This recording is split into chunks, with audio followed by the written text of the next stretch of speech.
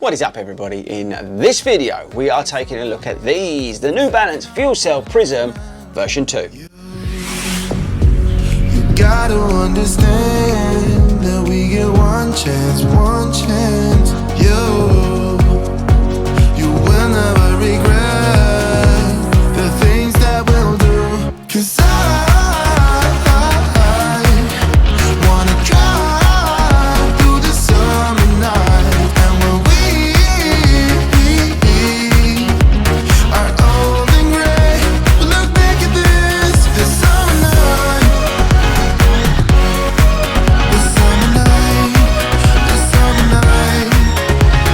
sleeping in the back of a van, roaming in the wilderness. We never need a plan. We'll be alright, just you and us. What is up everybody, and welcome back to the channel. How are we all doing, people? Let me know in the comments, and while you're down there, tell me, are you a pronator? Are you one of those? Let me know in the comments. And did you get version 1 of the Prism? Now, I was a big fan of version 1 of the Prism. It was soft, there's no denying that, but with the medial post that it had in it, sort of sucked up some of those instability issues of the shoe, and it was a lot of fun. I had a great time running in that shoe. Now they brought out version 2, which I think looks completely different. I don't know about you. What do you think about the looks? I'm a little bit on the bench at the moment in terms of looks. I'm never a big fan of white shoes, as you probably know on the channel by now. But yeah, I can't work it out whether I like it or I don't like it. But they have made some changes to the shoe. Most notably, I think the way they've tuned up the midsole. But we'll get onto that in a minute. So let's get stuck in.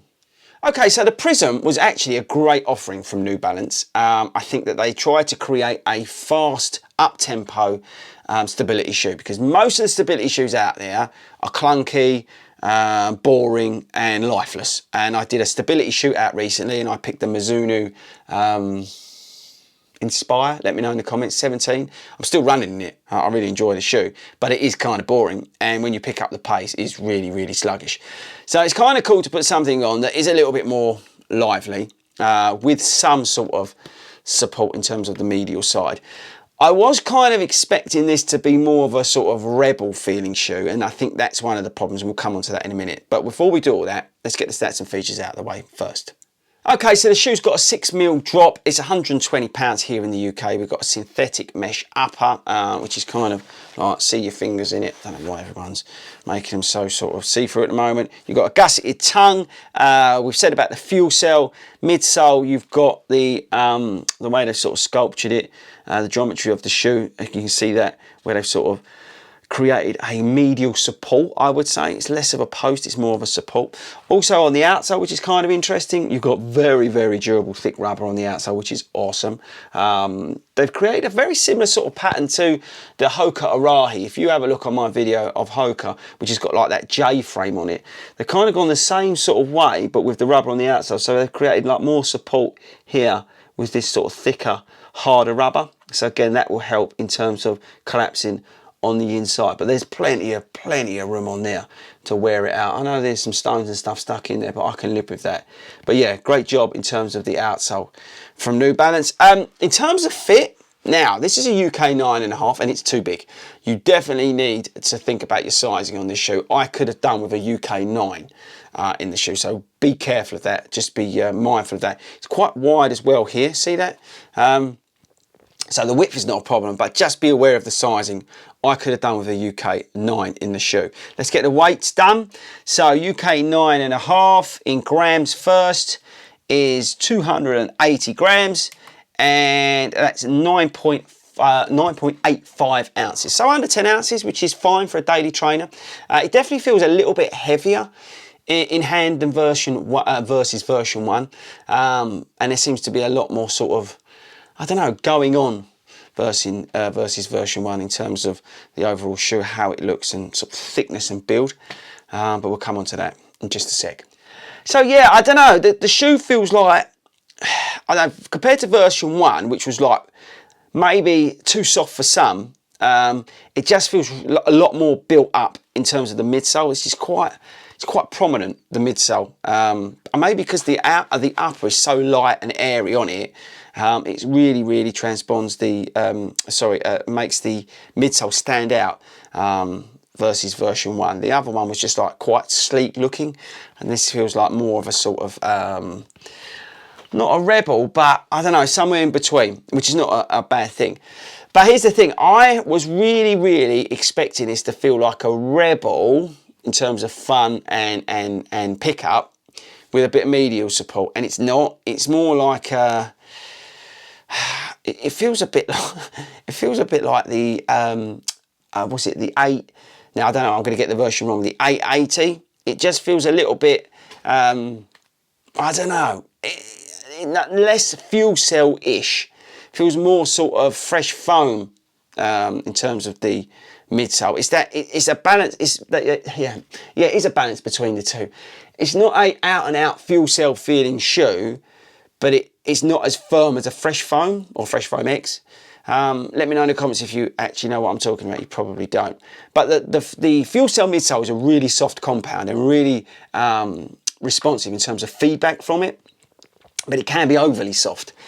And what they've done here is, I think they've tuned it up well to create a slightly more firmer, but yeah, still responsive ride. It's definitely more ground, sort of ground contact feeling for me versus version 1. The other one was kind of soft, you just bounced off it, rebounded off it. This one I feel a little bit more connected to what I'm running on.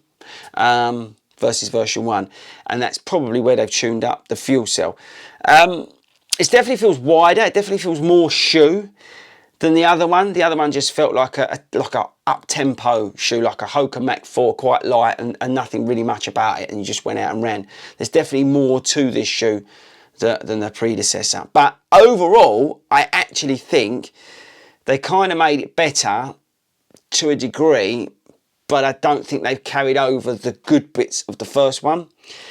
The good bits of the first one is that it felt like an up-tempo daily trainer with a medial support, so you could get away with it if you were pronating. This just feels like a little bit more sort of slipping towards that, I don't know, boring area. It's not as lively as the Rebel. It doesn't feel as sort of even lively as the first version. And I think that's probably my conclusion in a way. It's just not as much feedback coming from the shoe versus version 1, and not as lively as the Rebel 2. Yeah, that's probably what I'm trying to get at. Now that may work for some people because version 1 may have been overly soft for you. But version 1, as I said, was kind of lively, and I enjoyed that. But don't go buying this expecting it to be a Rebel with a medial post, because it's not. It does help in terms of correcting you, and it is kind of nice actually to wear something that is kind of counteracting, you know, some of your pronation, but at the same time you still have the sort of versatility of a daily trainer. It's a good combination or balance between daily trainer and stability shoe. But I don't think they've hit the mark in terms of where the other one was for the feeling you got from it, the responsiveness you got from it. And that's probably the worst way to explain it. But hopefully I have. Yeah, it's just lacking that making you feel awesomeness. It just feels like a daily trainer and a bit, nothing to it.